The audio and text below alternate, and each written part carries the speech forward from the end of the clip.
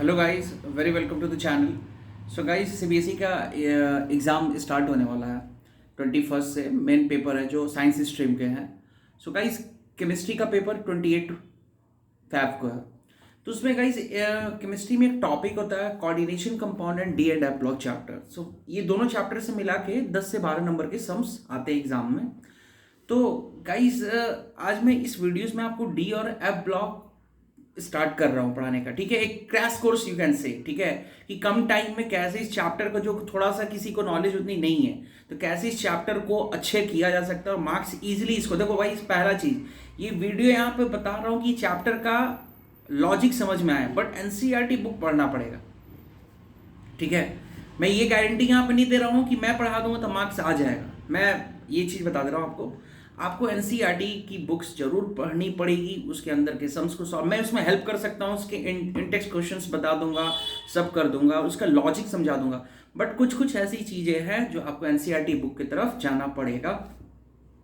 और अभी से बहुत दिन टाइम है, डेली का एक टाइम टेबल बना बनाकर पढ़िए, आपको ये वर्क होगा। तो गाइस, हम स्टार्ट करते हैं D and F block chapter कैसे होता है, और डी ब्लॉक में हमने पढ़ना क्या है, कैसे उसका लॉजिक क्या होता है। लॉजिक पे मैं बात कर रहा हूँ। आप जो यहाँ पढ़ाऊंगा एनसीईआरटी बुक को जरूर पढ़ना। आज के इस वीडियो में जितना पढ़ाऊंगा वो एनसीईआरटी बुक में वहां पे होगा। ठीक है, तो गाइस सबसे पहला चीज D block elements. D block elements, ये डी ब्लॉक एलिमेंट्स होता क्या है फर्स्ट ऑफ ऑल। तो जब आप कॉन्फ़िगरेशन लिखते हो, तो फॉर एग्जांपल जैसे सोडियम का कॉन्फ़िगरेशन लिखोगे, मैं जस्ट बता रहा हूँ, सोडियम का कॉन्फ़िगरेशन लिखोगे, जैसे एटॉमिक नंबर सोडियम का 11 होता है, तो ये पता चलता है कि ये एस ग्रुप का एलिमेंट है। तो कैसे पता चलता है एस ग्रुप का एलिमेंट है? जो क्लास 11 ग्रेड में ऑलरेडी पढ़ चुके, इसका configuration when you right 1s2 2s2 2p6 3s1। ये जो आउटर मोस्ट सेल में इलेक्ट्रॉन है, किधर है? आउटर मोस्ट सेल मतलब जो बाहरी एकदम एकदम आउटसाइड, जो लास्ट में आता हो। तो यहाँ पे आउटर मोस्ट सेल जो ये थर्ड सेल में, ये ब्लॉक कौन सा है? यहाँ पे एस ब्लॉक है। इस एस ब्लॉक का ये एलिमेंट है, सोडियम एस ब्लॉक है। तो मतलब जो लास्ट इलेक्ट्रॉन होता है उसी से पता चलता है किस ब्लॉक का एलिमेंट है। तो उसी तरह से डी ब्लॉक के एलिमेंट की भी ये होती है। तो डी ब्लॉक एलिमेंट स्टार्ट कहां से होता है? पहले ये चीज लिख लो, यहाँ पर 21 से स्टार्ट होगा डी ब्लॉक एलिमेंट। ठीक है, स्कैंडियम जिसको बोला जाता है, स्कैंडियम से स्टार्ट होगा। सबसे पहले जनरल इलेक्ट्रॉनिक कॉन्फ़िगरेशन क्या होता है? जैसे एस ब्लॉक एलिमेंट का, एस ब्लॉक एलिमेंट में ग्रुप 1 का जनरल कॉन्फ़िगरेशन होता है NS1। उसी तरह से डी ब्लॉक एलिमेंट का जनरल कॉन्फ़िगरेशन होता है। गाइस प्लीज ये नोट डाउन कर लीजिए, वेरी इंपॉर्टेंट। ये डी ब्लॉक एलिमेंट का जनरल इलेक्ट्रॉनिक कॉन्फ़िगरेशन, ये ऑब्जेक्टिव आ सकता है एग्जाम में। General electronic configuration of D block element क्या होता है? जनरल इलेक्ट्रॉनिक कॉन्फ़िगरेशन, ये लिख लो, क्या हो जाएगा guys? NS122 N-1 D1 to 10। किसी किसी बुक में देखोगे इसको पहले लिखा होता है, तो इसी को पहले लिख लो। तो ये लिखोगे तो क्या हो जाएगा? N-1 D1 to 10 NS1 to 2। Guys ये वेरी इंपॉर्टेंट, इसको प्लीज नोट डाउन कर लीजिएगा। N-1 D1 to 10, ये मैं बता रहा हूं क्या है। ठीक है, N-1 D1 to 10 NS1 to 2, ये आता ही है, ये एनसीईआरटी बुक में लिखा हुआ है, आता ऑब्जेक्टिव में। फॉर एग्जाम्पल अब कैनेडियम का एटॉमिक नंबर 21 होता है, मैंने लिखा हुआ है, तो अब इसको मुझे इस पैटर्न पे लिखना होगा। तो कैसे लिखेंगे? इस पैटर्न पे इसको सेट करना होगा। तो अगर आपका एटॉमिक नंबर इसका 21 है, तो पहले इसका जनरल कॉन्फ़िगरेशन लिखते हैं, कैसे होगा? 1s2 2s2 2p6 3s2 3p6 4s2 3d1। Guys ये दिख रहा है, ये पूरा यहां तक, ये पूरा फील्ड है। ये कॉन्फ़िगरेशन पूरी तरह से क्या फील्ड है? ये जो 11th क्लास में पढ़ के उनको पता होगा। तो ये यहां से यहां तक ये क्या होगा? इनर्ट गैस हो गया, आर्गन। अब यहां पे दिख रहा है 4s2 3d1। तो ये दिख रहा है यहां पे n की वैल्यू अगर ये 4 है, तो d के लिए वैल्यू जो होगा उससे एक कम होगा, इसलिए लिखा हुआ है N-1। Hope you guys understood. ठीक है, यहां पे अगर सेल s के लिए जो सेल होता है वो d के सेल से एक ज्यादा होगा। तो अगर d का सेल 3 होगा तो s का सेल एक ज्यादा होगा, तो ये N-1 होगा तो वो n होगा। और D में मैक्सिमम इलेक्ट्रॉन कितना होता है गाइस? आप लोगों को पता है, 1 से लेके 10 तक, तो वो लिखा हुआ। और S में मैक्सिमम इलेक्ट्रॉन 2 हो सकता है, मिनिमम इट विल बी 0 भी हो सकता है, but we don't have to consider, it will be from 1 to 2। ये चीज का आप लोग ध्यान रखिएगा, ये वेरी इंपॉर्टेंट कॉन्सेप्ट है। ये डी ब्लॉक, ये जनरल इलेक्ट्रॉनिक कॉन्फ़िगरेशन, ये पहला चीज कि डी ब्लॉक एलिमेंट का स्टार्ट कहाँ से होता है, स्कैंडियम, और इसको कौन सा सीरीज बोलेंगे, लास्ट का जो इलेक्ट्रॉन किस सीरीज में जा रहा है, डी के किस सेल में, 3D। तो एनसीईआरटी टेक्स्ट बुक में आप देखोगे 3D series, 4D series, 5D series, ये वर्ड मेंशन किया हुआ रहेगा, ठीक है। तो कंफ्यूज नहीं होना, ये 3D सीरीज करने का मतलब कि जो आउटर मोस्ट सेल में जो इलेक्ट्रॉन है वो डी के थर्ड सेल में जा रहा है, इसलिए क्योंकि ये जो डी ऑर्बिटल है किस सेल में है, ये थर्ड सेल में, इसलिए इसको 3D सीरीज, 4D सीरीज भी होता है, 5D सीरीज भी होता है। हम लोग प्रॉपर्टीज पे बात करेंगे, फर्स्ट हम लोग बेसिक आइडियाज, लॉजिक क्या है इस चैप्टर का हम लोग ये समझ लेते हैं। तो गाइस इसको एक बार आप नोट डाउन कर लो, आप लोग, वेरी इंपॉर्टेंट। जहां पे भाई कोई भी डाउट हो आप लोग एकदम यहाँ पे बताना है, ठीक है, कि क्या डाउट है, क्या नहीं समझ में आ रहा है, आप लोग प्लीज कमेंट सेक्शन में इस चीज को बताइए, ठीक है।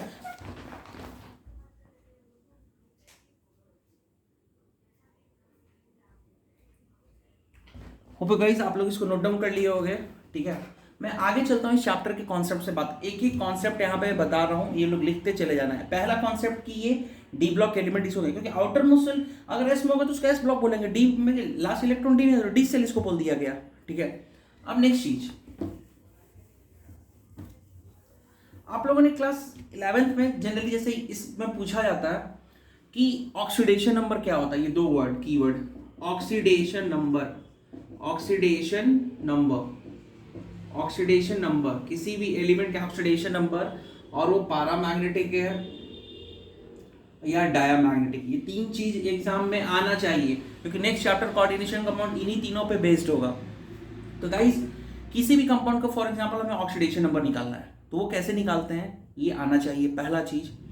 फॉर एग्जांपल ऑक्सीडेशन नंबर, जैसे मैं यहाँ पे लिख दिया Fe, तो यहाँ पे ऑक्सीडेशन नंबर आयरन का कितना होगा गाइस, एकदम जीरो। कि सर यहाँ पे सुपर स्क्रिप्ट, ये ऊपर में कुछ भी लिखा रहता है ना, इसको सुपर स्क्रिप्ट बोलते हैं, और नीचे में यहाँ पर जो लिखा है इसको सबस्क्रिप्ट बोला जाता है, ठीक है। तो यहाँ पे गाइस जो भी ऊपर में कुछ लिखा होता है वो उसका ऑक्सीडेशन नंबर हो जाता है। तो यहाँ पे तो आयरन के केस में कुछ नहीं लिखा हुआ है, तो आयरन का oxidation number here it will B 0, ठीक है। बट जैसे ही मैं लिख दूंगा इसको Fe2+, यहाँ पर ऑक्सीडेशन नंबर इसका हो जाएगा 2, ये लिख लीजिए पहला चीज।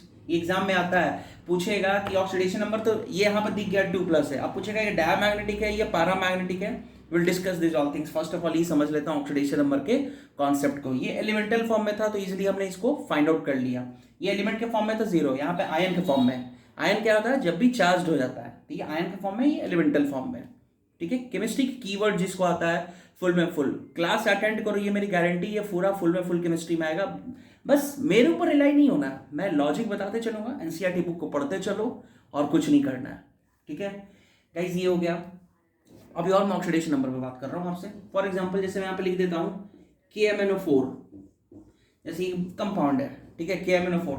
अगर अब मुझसे यहाँ पे पूछा जाएगा कि मैग्नीज का ऑक्सीडेशन नंबर क्या है, मैग्नीज का ऑक्सीडेशन नंबर यहाँ पे क्या है, manganese Mn, capital M small n, ठीक है। मैग्नीज है, ये पोटेशियम है, ये ऑक्सीजन है। तो गाइस इतना हम लोग को पता होना चाहिए कि किसका कितना होगा। जैसे ऑक्सीजन का जनरली -2 होता है, पूछोगे कि सर -2 कैसे आपको पता है कि -2 होता है ऑक्सीजन का जनरली, क्योंकि ऑक्सीजन का कॉन्फ़िगरेशन क्या होता है, 2,6।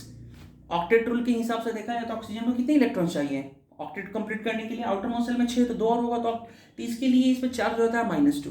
पोटेशियम जो होता है ग्रुप 1 का एलिमेंट है, ठीक है, एटॉमिक नंबर 19 होता है पोटेशियम का, ठीक है। तो ये हो जाएगा 2, 8, 8, 1, तो ये 1 इसका ऑक्सीडेशन नंबर, +1, क्योंकि ये एक लूज करके ही ये हो जाएगा, अब वो गेन करके हो रहा था इसलिए -2। तो यहाँ पे इसको लिख देंगे +1, इसको कर लेते हैं +x, और इसको कर लेते हैं -8। एक ऑक्सीजन का -2, तो 4 का -8, और इसको कर दो ओवरऑल 0, क्योंकि यहाँ पे अभी मैंने बताया सुपरस्क्रिप्ट में कुछ नहीं है तो 0। तो यहाँ से सॉल्व करोगे तो यूल गेट x = 7। गाइस ये लॉजिक होता है, प्लीज नोट डाउन कर लीजिएगा ऑक्सीडेशन नंबर निकालने का, वेरी इंपॉर्टेंट। तो ऑक्सीडेशन नंबर मैग्नीज का कितना हो गया, 7। तो चलो यहाँ पे लिख लेते हैं Mn+7। अब इन दोनों के बारे में हम डिस्कस करेंगे, ये पैरामैग्नेटिक है या डायमैग्नेटिक। ऑक्सीडेशन नंबर निकालना है गाइस बहुत इजी चीज होता है, बेशर्ते कि जो जितने भी उस कंपाउंड में एलिमेंट दिए हैं उसका ऑक्सीडेशन नंबर ऑलमोस्ट सबका पता होना चाहिए, एक का छोड़ के जिसका हमें निकालना होता है। ये लॉजिक होता है और कुछ नहीं, इसमें नहीं नया कुछ नहीं है। अगर नहीं याद है तो ऑक्सीजन किसी एलिमेंट का कॉन्फ़िगरेशन लिख लो, ऑटोमेटिकली पता चल जाएगा कि उसको इतना नीड है तो माइनस में जाएगा, उसको अगर लूज करके हो रहा है तो प्लस में हो जाएगा, ठीक है। अब मैं बात करता हूँ, बाकी सब मैं रेज करता हूँ, ये पता करता हूँ ये पहले पैरामैग्नेटिक डायमैग्नेटिक होता क्या। पैरामैग्नेटिक अगर किसी सेल में अनपेयर्ड इलेक्ट्रॉन है प्रेजेंस, वो पैरामैग्नेटिक हो जाएगा। अनपेयर्ड है तो पैरामैग्नेटिक होगा, पेयर्ड है तो डायामैग्नेटिक हो जाएगा, और अनपेयर्ड होता है तो कलर होता है। ये लिख लो सारा, ये एकदम, ये देखो लॉजिक इस चैप्टर का हो गया ऑलमोस्ट, ठीक है। 20 to 25% चैप्टर का यहाँ पे काम हो चुका है। पेयर्ड है तो क्या हो जाएगा गाइस, कलरलेस, कलरलेस, ये लिख लेना, ठीक है। कलरलेस हो जाएगा कंपाउंड। तो ये अब हम बात करते हैं कि इसमें कौन कलर्ड होगा, कौन कलरलेस होगा, इसमें बात करते हैं। तो ये गाइस इरेज करते हैं यहाँ पर, ध्यान से आप लोग समझिएगा। Fe2+ है और Mn7+। आयरन का एटॉमिक नंबर होता है गाइस 26 और मैग्नीज का एटॉमिक नंबर होता है 25, ठीक है। आयरन का एटॉमिक नंबर 26 और मैग्नीज का एटॉमिक नंबर क्या है, 25 है। अब हमें पता करना है कि इसमें कितने अनपेयर्ड इलेक्ट्रॉन, अगर अनपेयर्ड होगा तो कलरफुल कंपाउंड होगा, ठीक है। It will show colour. Exam में आता है ऑब्जेक्टिव में कि which of the following given species will show colour. तो ये जिसको पता होगा कॉन्फ़िगरेशन लिख के चेक करना अनपेयर्ड है तो उसके लिए बहुत ईजी होगा। नहीं पता है तो हाथ उठा के चले आना, और कुछ नहीं, ठीक है। तो आयरन का एटॉमिक नंबर 26। अभी मैंने इसका कॉन्फ़िगरेशन लिखने का सीख लो। आर्गन 4s2 3d6, इसकी कॉन्फ़िगरेशन ये 18 + 2 20, 20 और 6 26, एटॉमिक नंबर 26। अब उसका बॉक्स डायग्राम बना लो। इसका बनाने का कोई नहीं है क्योंकि ये इनर्ट गैस है, ठीक है। ये 4s2 ये हुआ और ये 3d6 हुआ। 1 2 डी में 5 सेल्स होते हैं, ठीक है। सो 1 2 3 4 5।